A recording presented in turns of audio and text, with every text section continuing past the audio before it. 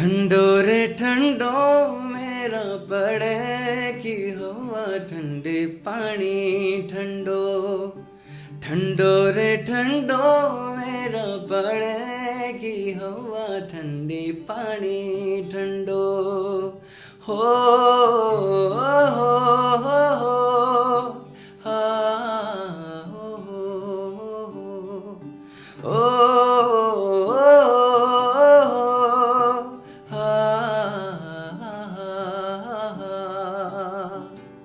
एक बार फिर से हम एक ऐसे कलाकार को लेकर आए हैं आपके सामने जो कि उत्तराखंड की देवभूमि से बिलोंग करते हैं और इनकी आवाज़ से आप पहचान ही गए होंगे कि ये पहाड़ का जो मधुर सॉन्ग इन्होंने सुनाया मधुर वाणी में, वो कानों को ही नहीं हमारे दिल को भी छू जाता है। तो मैं बहुत बहुत स्वागत करता हूँ आपका हमारे पॉडकास्ट में। थोड़ा सा अपने बारे में बताइए, कहाँ से हैं और क्या करते हैं, क्योंकि मैं तो पर्सनली जानता हूँ, मेरी ऑडियंस के लिए अगर थोड़ा सा इंट्रोडक्शन हो जाए। मेरा नाम अमित है, अमित कुमार। मैं पहाड़ से बिलोंग करता हूँ, देवभूमि जिसे हम बोलते हैं जी। एंड बेरीनाग से। और जैसे पापा मेरे गवर्नमेंट जॉब में थे तो हम लोग शिफ्ट हो गए थे 1998 में। मैं शिफ्ट हो गया था रुद्रपुर।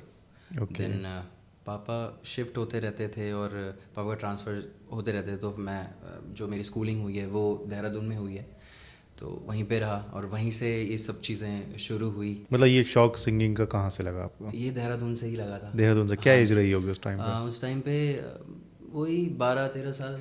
12-13 साल। यस। तो फैमिली में कोई और भी सिंगर है या फिर आप फर्स्ट जनरेशन सिंगर है? फैमिली में मम्मा गाती हैं, बट वही थोड़ा फोक सिंगर ही हैं वो, बट उनको अच्छा। भी इतना कुछ वैसा मिला नहीं, तो पहाड़ी फोक सिंगर। हाँ, पहाड़ी फोक सिंगर। अच्छा, जब पहाड़ी की बात करें, आप भी पहाड़ से बिलोंग करते हो, मैं भी उत्तराखंड से ही हैं। और ज़्यादातर हमारे व्यूअर भी उत्तराखंड से ही होंगे शायद देखने वाले, क्योंकि एक मैसेज आता है इस तरीके से। चलिए, तो कुछ ना कुछ एक पहाड़ी हो जाए कुछ। हाँ जी, हाँ जी, बिल्कुल।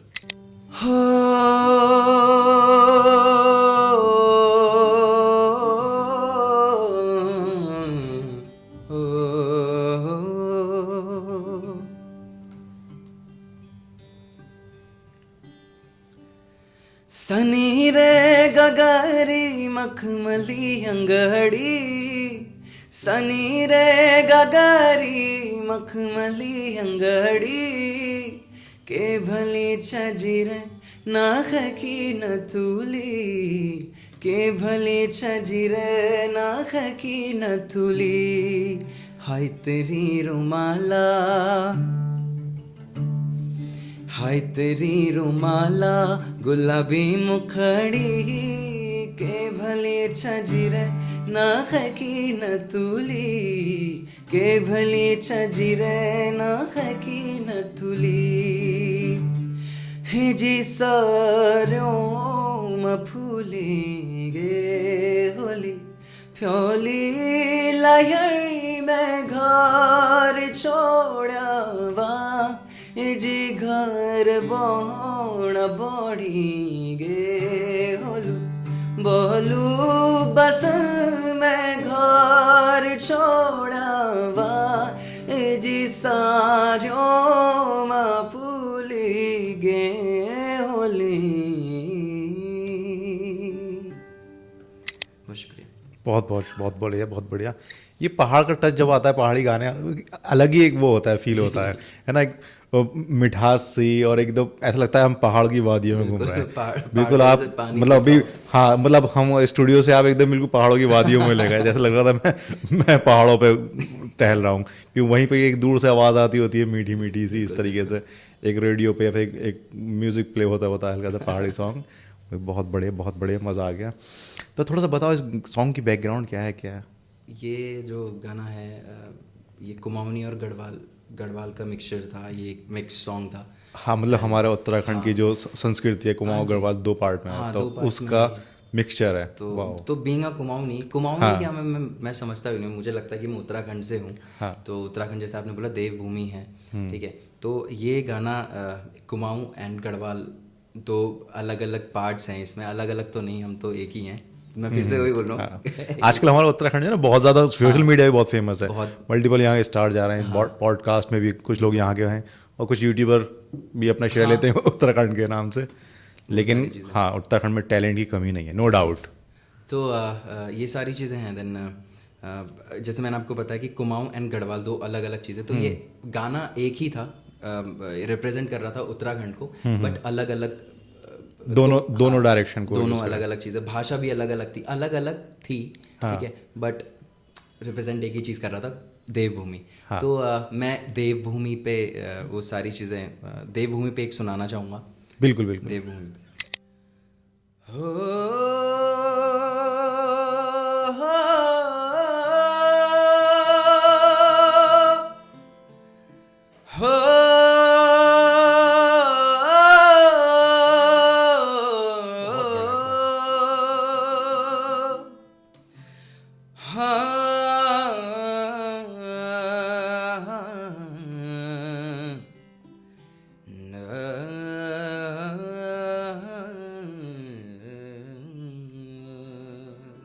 फूल फुलनिया फूलों की घाटी, हौस जगुनिया यूं पड़े डांडी। फूल फुलनिया फूलों की घाटी, हौस जगुनिया यूं पड़े डांडी। नंद देवी छाया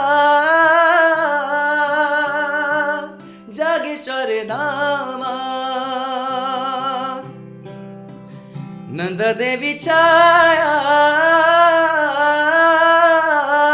जागेश्वर धामा। पंछी परयागिया हेमकुंड धामा, ओली गयो मुखिया बह हरिद्वारा। प्यारी जन्मभूमि मेरो पहाड़ा, प्यारी जन्मभूमि मेरो पहाड़ा। बहुत बहुत बढ़िया है, मतलब प्यारी जन्मभूमि मेरा पहाड़ा। आपकी और मेरी जन्मभूमि बिल्कुल ये उत्तराखंड के पहाड़ी हैं। बहुत बढ़िया, मतलब फील करा दिया आपने बिल्कुल कि मैं गाड़ी में जा रहा हूँ और सारा जो वादियाँ हैं वो फूलों की वादियाँ दिख रही हैं। बहुत बढ़िया। थोड़ा सा थोड़ा सा इस बताइए गाने की क्या वो है, मतलब सारे आपने धाम कवर कर दिए इसमें।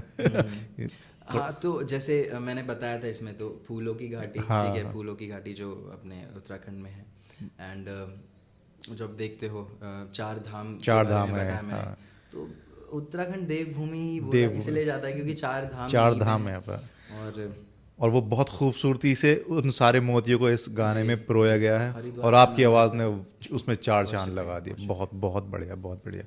थोड़ा सा अपने बारे में और बताओ यार अमित, कैसे ये सब स्टार्ट किया? इतनी अच्छी आवाज़ तुम्हारे पास है, कहाँ कहाँ तुमने गाया है, कैसे शुरुआत की गाने की? देहरादून से, जैसे मैंने आपको बताया, हाँ ठीक है, पहले ऐसा कुछ रुचि थी नहीं मेरी इतना, बट मैं देखता था ना टीवी पे, जैसे हम लोग बच्चे होते हैं, ठीक है, बचपन में एक क्रेज हो जाता है कि हाँ कुछ मैं भी टैलेंट होना चाहिए, ठीक है, अच्छा लगता था कि हाँ लोग गा रहे हैं। और पता नहीं कहीं ना कहीं मुझे फील होती थी चीज़ें कि हाँ यार ठीक है, ये ना दिल पे लग रही है मेरी, मतलब किसी का डांस का होता है कि हाँ ये स्टेप करना है, ये है, पर मेरा म्यूज़िक में था कि हाँ यार ये मेरे दिल पे लग रही है, मुझे गाना है, तो वो सारी चीज़ें थी।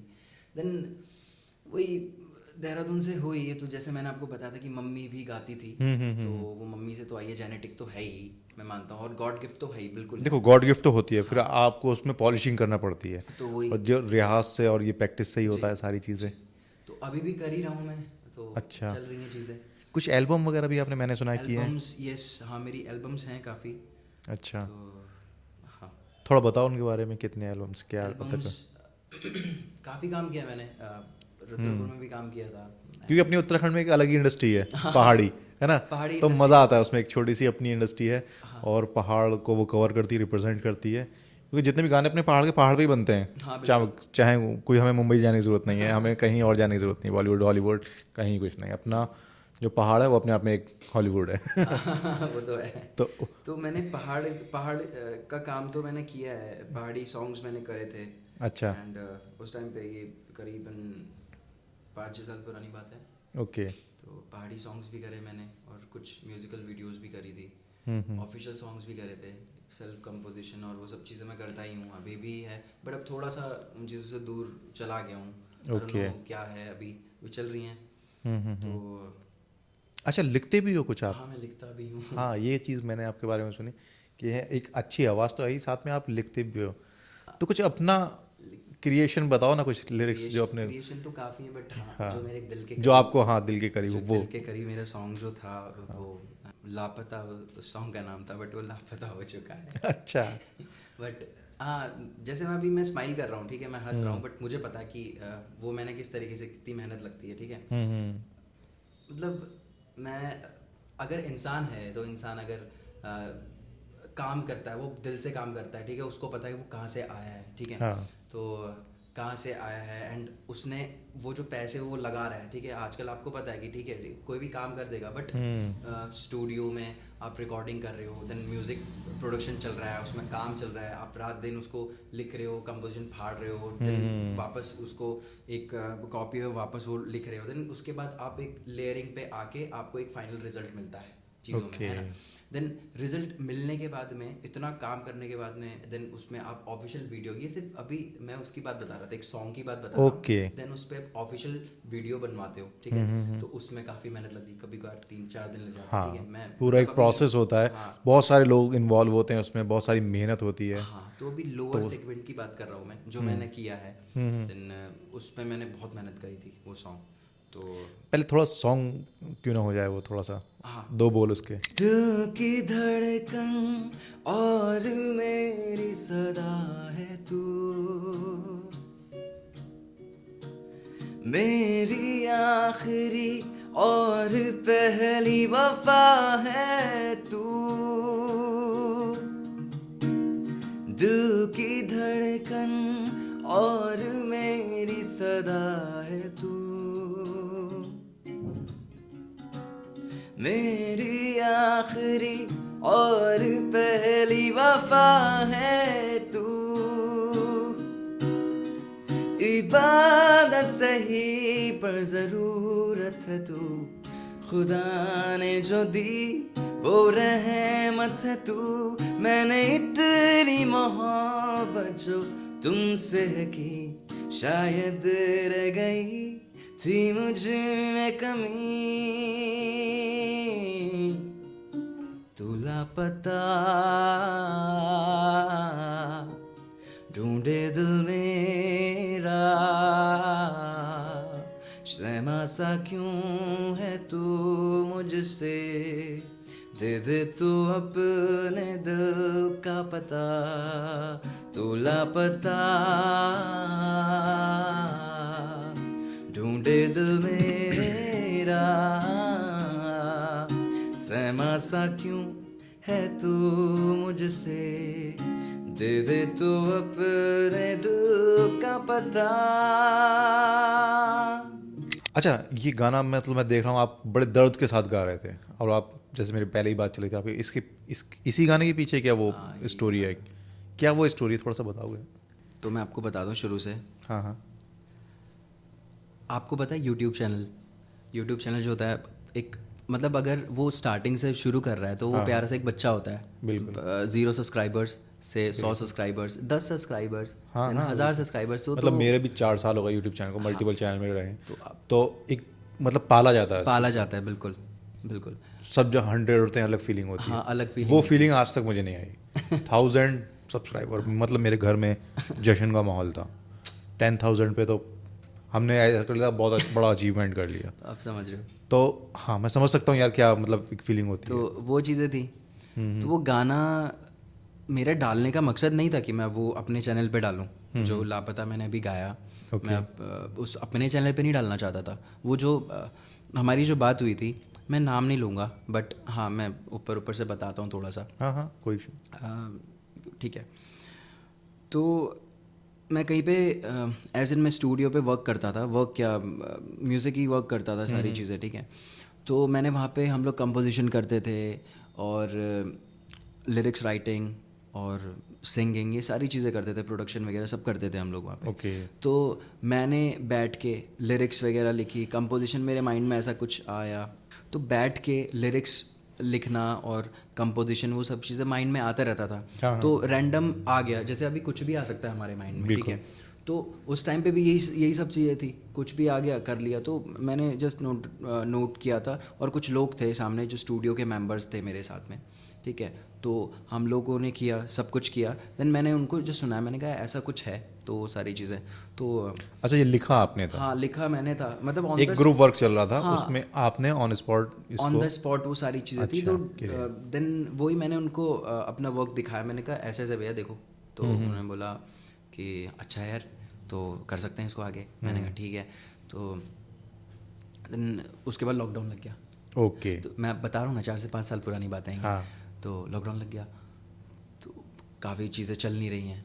तो मैंने बोला भैया कुछ हो सकता है इसका यार करो, नहीं तो यार चीज़ें आती का मैं कब चली जाती है कुछ नहीं पता चलता। सही बात है। तो मैंने कहा यार जब उठा रखी हैं चीज़ें करते हैं यार, ठीक है, क्योंकि मुझे लगता था कि वो अच्छा सॉन्ग है, अच्छा सॉन्ग है। आपने जैसे सुना, नहीं बिल्कुल, नो अच्छा, डाउट, बहुत अच्छा सॉन्ग है। तो इसके जो बोल हैं दिल को छूने वाले हैं। हाँ, तो ये दिल से लिखी हुई चीज़ें हैं और दिल से गाई हुई चीज़ें हैं, कंपोजिशन भी ऐसी थी। देन मैंने उन्होंने बोला कि ठीक है बाद में कर लेंगे, लॉकडाउन तो कम होने दो सारी चीज़ें। तो वहाँ पे क्या था कि उस टाइम पे बीच में कुछ कुछ हमें ना समय मिलता था कि ठीक है अभी ना 30 दिन का लॉकडाउन है या 15 दिन का है, तो आपको 4 बजे से 5 बजे तक 6 बजे तक छूट मिलेगी, तो वो सब चीज़ें। तो मैं कॉल करता था, मेरा दोस्त था हल्द्वानी में, सौरभ भाई, ठीक है। अच्छा। उनका नाम तो लूँगा। तो वहाँ पे मैंने स्टूडियो में रिकॉर्ड करवाया, मैंने फ़ोन से भेजा उनको ऐसा ऐसा है, तो उन्होंने मेरे को एक डमी भेजा, तो ऐसा ऐसा है भाई करो। तो मैंने उनको ना भैया को दिखाया, मैंने कहा भैया ऐसा है, तो वो गुस्सा हो गए, कह रहे यार तूने यार बिना पूछे कर दिया, ये है सारी चीज़ें। ओके। तो उन्होंने जस्ट ना वो सब रातों रात उन्होंने डमी किसी और से बनवा के और किसी और से गवा के उन्होंने अपने अच्छा, डमी आपने शेयर कर दिया उनको हाँ साथ में? मैंने शेयर करा था व्हाट्सएप पे। ओके। मेरे पास प्रूफ तो नहीं होगा बट ठीक है कोई बात नहीं, वो बोलते हैं ना रात गई बात खत्म, कोई दिक्कत नहीं है। देन मैंने गाना उनको जब मैंने शेयर किया, शेयर करने के बाद उन्होंने रातों रात अपना म्यूज़िक बनवाया, वो डमी के आगे का, ठीक है। देन उसमें किसी और से गवा लिया वो। तो ये सारी चीज़ें हुई, आपका क्रिएशन छीन लिया गया। हाँ। वो क्या फीलिंग रही होंगी उस टाइम पे? मतलब जैसे मैं बता रहा हूँ आपको ना कि मतलब ठीक मुझे है, सुनने में बुरा सा लग रहा है थोड़ा सा। मतलब वो प्यार से मांगते मुझसे ना, तो मैं दे देता। मतलब भैया सुन रहे हो तो कोई बात नहीं, बट प्यार से मांगते तो मैं वैसे ही दे देता। बट वो चीज़ है ना, पहली चीज़ मतलब मैं शूट भी कर रहा हूँ या हाँ, एक तरफ आप काम कर रहे हो, हाँ, और एक तरफ वहाँ काम हो गया, हो चुका है, और उन्होंने अपलोड कर दिया यूट्यूब पे। यूट्यूब पे एक ओके। आपको पता होगा, एक प्राइवेट होता है और एक पब्लिक होता है। हाँ। अगर आपने कुछ चीज़ डाल दी उसमें, अनलिस्ट तो करके डाल हाँ दी तो। उसको अनलिस्ट कर दिया या फिर प्राइवेट कर दिया, मतलब आपका आपके चैनल पे content चला गया। पड़ चुका है मतलब वो, ठीक है। और अगर मैंने डाला फिर उसके बाद तो उसके बाद वो कॉपीराइट उसको शो करके पब्लिक करके मार सकते हैं, क्योंकि सबसे पहले उनके फर्स्ट पब्लिकेशन पे डेट के हिसाब उनका से डल चुका है। तो उन्होंने ये चीज़ करी, ठीक है। तो वही है कि मतलब धोखे से करी, तो पर मुझे ये चीज़ ना बहुत बुरी लगी, ठीक है। तो मैंने 2 बार किया और उनसे मैंने परमिशन ली थी, भैया मैं कर सकता हूँ। तो उस टाइम पे कोई दिक्कत नहीं भाई, कर ले, कोई दिक्कत नहीं। मतलब मैंने कहा ठीक है यार सही है। तो मैं डालना तो उनके चैनल पे चाहता था, बट उन्होंने मना कर दिया। उन्होंने बोला नहीं हम लोग नहीं डालेंगे, तो सारी चीज़। मैंने कहा तो मैं क्या करूँ, मैं अपने चैनल पे डाल दूँ? उन्होंने बोला ठीक है भाई कोई बात नहीं, तू अपनी मेहनत ही कर रहा है तो डाल ले। क्योंकि अच्छा, सबसे ये बात हो गई थी इतनी कि तू हाँ, अपने कंटेंट ये सब हो गया था। सॉन्ग अपने पे डाल दो। मैं पॉडकास्ट में बोल रहा हूँ तो मैंने बोला ही होगा ना। तो हमारी बात हो गई थी, सारी चीज़ हो गई थी सब। मेरे जो राइट्स तो क्या ही, राइट्स तो उन्हीं के पास, क्योंकि उन्होंने सबसे पहला सॉन्ग तो उन्होंने डाल ही दिया था ना यूट्यूब पे, उन्होंने पहले अपलोड कर दिया था, तो फिर राइट्स तो उन्हीं के पास चले गए थे। मैं वही चीज़ है ना कि प्यार से मांगते तो मैं दे देता। तो इसी सॉन्ग के चक्कर में आपका यूट्यूब चैनल का क्या हुआ, मतलब वो तो बताओ। यूट्यूब मैं वही बता रहा, काफ़ी बार मैंने क्या, उसमें पैसा बहुत लगता है, ठीक है। आप कुछ भी करो, मैंने जैसे पहले बताया था कि हम सॉन्ग बनाते हैं, सॉन्ग में कितना सब कुछ, कितनी मेहनत लगती है, ठीक है। कभी कभार 4-5 दिन लग जाते हैं, ठीक है। रात में सोते नहीं है, 4 बजे आइडियाज़ आ रहे हैं, 3 बजे आइडियाज़ आ रहे हैं, ठीक है। देन उसके बाद हम लोग वीडियो पे काम करते हैं, वीडियो की स्टोरी भी मैंने करी थी उसकी, ठीक है। स्टोरी मेरी थी और सब ख़त्म। ठीक है, बुरा लग रहा है मुझे थोड़ा सा, बट ठीक है। वो नहीं बुरा याद बुरा आ लगने वाली बात ही है, चीज़ें याद आ गई, बट ठीक है। वो गाना मेरे दिल के करीब था, क्योंकि पहला सॉन्ग था जिसमें मैंने बहुत मेहनत करी थी और मैंने बहुत पैसा लगाया था उसमें। और मुझे पता है कि शूट करना क्या होता है और सारी चीज़ें, 3-4 दिन लगे थे मुझे और बहुत मेहनत लगी थी। मुझे पता है वो तभी वो सारी चीज़ें मुझे समझ आती है ना, चीज़ें कि लोग बोलते हैं कि यार मैंने इतनी मेहनत करी, मैंने इतनी मेहनत करी। मुझे पता है मैं उनको फील कर सकता हूँ चीज़ें। तो ये सारी चीज़ें थी। तो इसमें आपका यूट्यूब चैनल कैसे डिलीट यूट्यूब चैनल मैंने एक बार अपलोड किया तो अच्छा। उन्होंने कॉपीराइट मार दिया। ओके। देन उसके बाद हमारी बात हुई, क्या हो गया ये वो। देन हमारी बात हुई कि ठीक है कोई बात नहीं, सारी चीज़ें हो गई। मैंने कहा ठीक है भैया, आप डालना चाहते हो आप डाल लो, कोई दिक्कत नहीं है। तो उन्होंने बोला कोई बात नहीं, तुम डाल लो वापस। अब चीज़ें सही हो गई थी तो अच्छा, एक बार स्ट्राइक आने के बाद में फिर बात हुई कि तुम डाल लो, फिर परमिशन दे दी? हाँ, तो उन्होंने वापस परमिशन दे दी। देन मैंने डाला, वापस अपलोड किया, उन्होंने वापस मेरी वो चीज़ें कर दी थी। फिर स्ट्राइक आ गई? फिर स्ट्राइक आ गई थी। कितने सब्सक्राइबर बेस कितना था आपके यूट्यूब चैनल का? उस टाइम पे मतलब 5-6 दिन में मेरा 20-22 हज़ार 20-22 हज़ार था मेरा। 20,000 के आसपास अगर सब्सक्रिप्शन बेस है तो अपने आप में वैल्यू भी है। सब्सक्रिप्शन नहीं, व्यूज़ थे मेरे उस टाइम पे। अच्छा, गाने पे व्यूज़ थे। ओके ओके ओके, गाने पे व्यूज़ थे। अच्छा, अच्छा रिस्पांस था? 4-5 दिन में ही? 4-5 दिन में। ओके, 4-5 दिन मतलब अच्छा रिस्पांस आने लगा था? रिस्पांस बहुत अच्छा था, और उस टाइम पे कुछ और टाइम और चलता तो और भी अच्छा आता उस टाइम पे। चलिए, ये तो बात हो गई आपके प्रोफेशन की।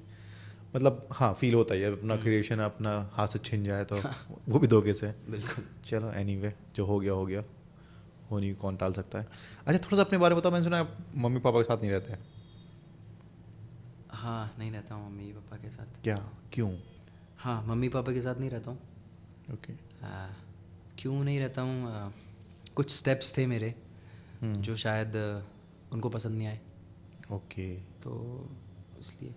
ऐसा क्या किया आपने? वो थोड़ी सी चीज़ें पर्सनल हो जाएंगी। हाँ, चलो, नहीं बताना चाहते, नहीं शेयर करना चाहते, कोई बात बता सकता हूँ बट अभी नहीं। चलो, अभी नहीं। फिर और बिल्कुल। चलिए, कोई बात नहीं, याद तो आती होगी। हाँ, बहुत। मम्मी पापा की याद किसको नहीं आती। माँ बाप तो माँ बाप होते हैं। कोई एक मैसेज मम्मी को कहना चाहोगे, पापा को?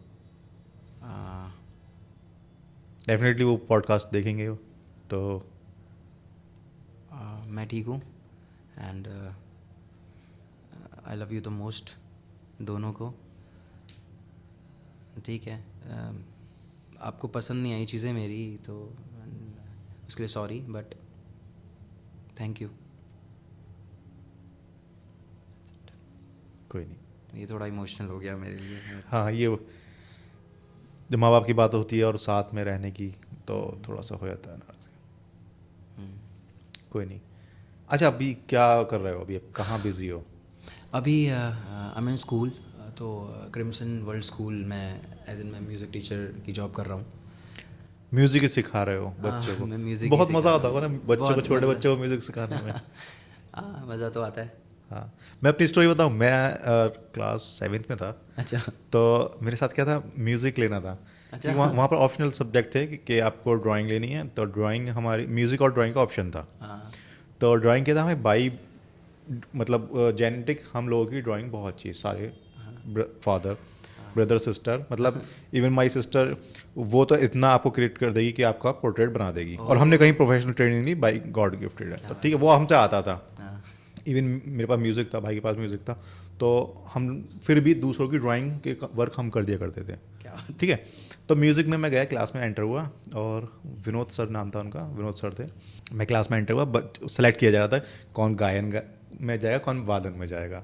ठीक है, तो वो बोले सारे जहाँ से अच्छा सुनाओ। तो मैंने सुनाया सारे जहाँ, ठीक है सुनाया। तो बोले तुम वादन में, और मैं गायन के लिए गया था। तब से मैंने गाना नहीं गाया। हाँ, तो वो म्यूज़िक सीखा, बट थोड़ा सा तबला, कांगो वांगो, थोड़ा सा हारमोनियम, बस मेरा एक वो हो गया। तो ये तो मेरी म्यूज़िक जर्नी थी। मुझे पहले स्टेप में फर्स्ट उसमें ही रिजेक्ट कर दिया गया, तुम गायन में, तुम वादन में हो। इस तरीके से।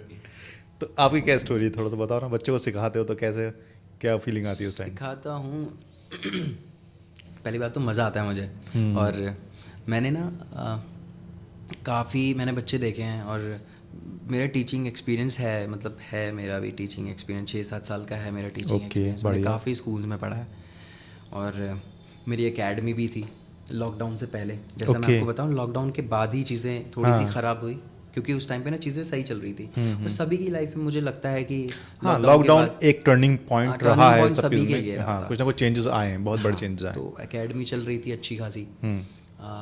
उस टाइम पे एकेडमी में बच्चे भी थे एंड एकेडमी बंद करनी पड़ गई ओके। मेरा।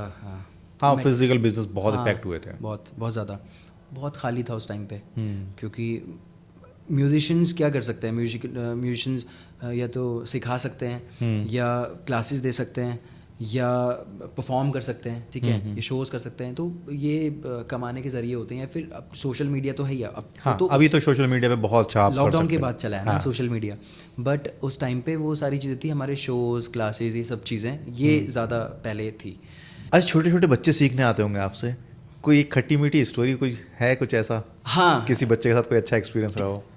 बच्चे के साथ तो एक्सपीरियंस नहीं, मेरे हमारे स्कूल में छोटे बच्चे हैं, नर्सरी LKG एंड UKG, ठीक है। तो उनको जैसे मैं उनका जो डिपार्टमेंट है ना, डिपार्टमेंट या फिर आप बिल्डिंग बोलो, तो सीसो बिल्डिंग ही अलग है उनकी। ओके। तो यहाँ पे इस स्कूल में है थोड़ा सा कि उनकी बिल्डिंग ही अलग है, तो छोटे हाँ, बच्चों की बिल्डिंग अलग होती है और हाँ, उसकी अलग ताकि होती है। उनकी बिल्डिंग का इन्वायरमेंट ही थोड़ा सा ना जो उनका किंडर जो है थीम होती है, थीम है हाँ, थोड़ा सा, तो बच्चों वाला है वहाँ पे। तो उसमें क्या है कि वहाँ मुझे जाना पड़ता है। ओके। वो आ भी जाते हैं कभी मेरे म्यूज़िक रूम में आ जाते हैं, क्योंकि मेरा म्यूज़िक रूम है सीनियर विंग में, तो मेरे को जूनियर विंग में जाना पड़ता है वहाँ पे। तो मैं कभी वहाँ पे चले जाता हूँ, तो जैसे ही मैं जाता हूँ, ठीक है, स्टार्टिंग में शायद वो डरते थे मुझसे, मेरे लंबे बाल हैं, थोड़ी सी बियर्ड्स हैं, ठीक है, तो डरते थे। बट हाँ, मुझे जैसे टीचर्स को पता है कि हाँ मैं सबसे प्यार से बात करता हूँ, सारी चीज़ें हैं, ठीक है, सर आप धीरे बात करते हो, तेज़ बोलो थोड़ा सा, वैसा। अच्छा। ठीक है। तो अब जब भी जाता हूँ तो उनको जो बच्चे हैं ना इतना पसंद है, ठीक है, जैसे ही आता हूँ तो टीचर चाहे कुछ भी पढ़ा रही हो, मैं जैसे ही एंटर करता हूँ उनकी ना क्लास में, जैसे ही आता हूँ तो दे ऑल हग मी। आते हैं सर आ गए पूरा हग कर लेते हैं मुझे।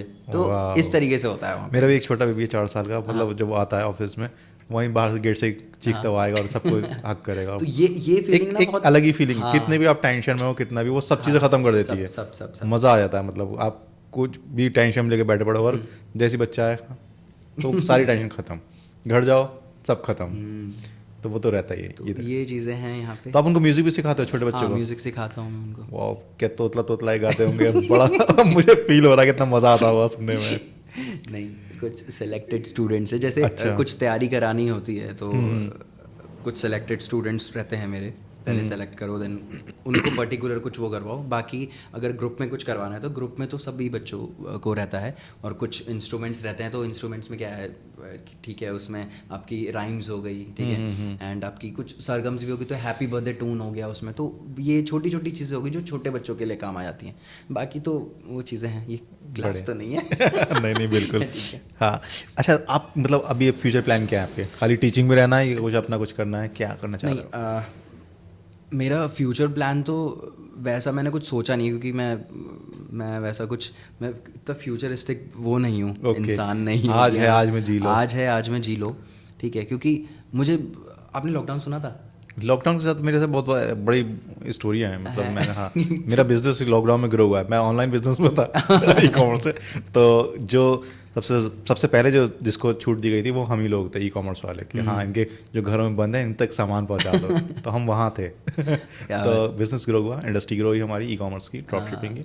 हाँ, तो वहाँ मज़ा आया। अच्छा, आप टीचिंग भी करते हो, टीचिंग में बिजी रहते हो, ठीक है, फिर शो भी करते हो, कि भाई कैसे टाइम निकालते हो? क्वेश्चन ये तो मतलब बहुत ही वैसा क्वेश्चन हो गया कि मैं बताऊं तो कैसे बताऊं इसको, ठीक है। सबसे पहले तो जो म्यूजिशियन है ना, म्यूजिशियन मुझे लगता है कि वो अपने काम से भाग नहीं सकता। हाँ, बिल्कुल नहीं भाग सकता। और कोई भी आर्टिस्ट हो तो वो भी नहीं भाग सकता। बट म्यूजिशियन का क्या रहता है, म्यूजिशियन को भाई आज करना है तो आज ही करना है उसको। और फिर जब स्टेज पे करना है तो सारी टेंशन, बिल्कुल, वर्क की टेंशन, घर की टेंशन, सब बुलाना है उसको। वो स्टेज के नीचे हैं। जैसे आप स्टेज पे गए हो तो आप फिर ऑडियंस के लिए स्टेज पे हैप्पीनेस है बस। हाँ, उसके पीछे का जो दर्द है, दुख दर्द है, वो सब छू मंतर वहीं छोड़ के आनी है। बताया कि स्कूल में टाइम तो मिलता नहीं है, बिल्कुल नहीं मिलता। और क्लासेस रहती हैं, मेरी क्लासेस रहती हैं एंड शोज़ करने होते हैं, और अब तो चीज़ें काम वगैरह भी है। तो धीरे धीरे चीज़ें ग्रोथ चल रही है अभी भी। और मुझे लगता है कि म्यूजिशियन और आर्टिस्ट, जो भी आर्टिस्ट हो, तो सभी का मतलब स्टेप बाय स्टेप वो कुछ ना कुछ सीखता रहता है, हर दिन हर मिनट कुछ ना कुछ सीखता है, तो सीखना नहीं छोड़ना चाहिए कभी भी।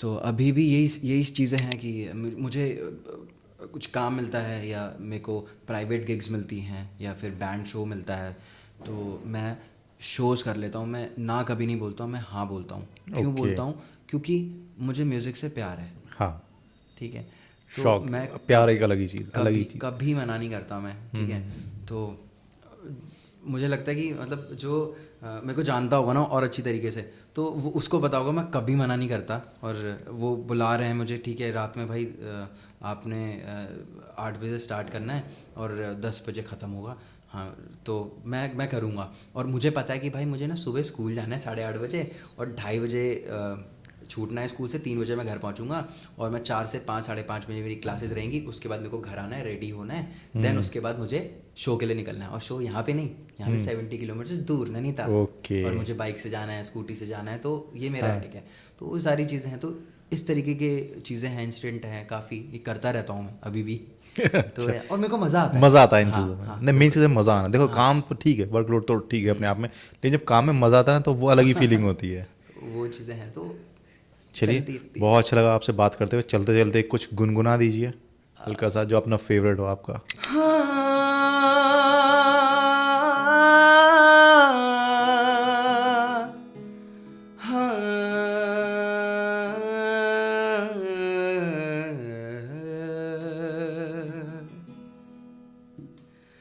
तुम ही सोचो जरा, क्यों ना रोके तुम्हें,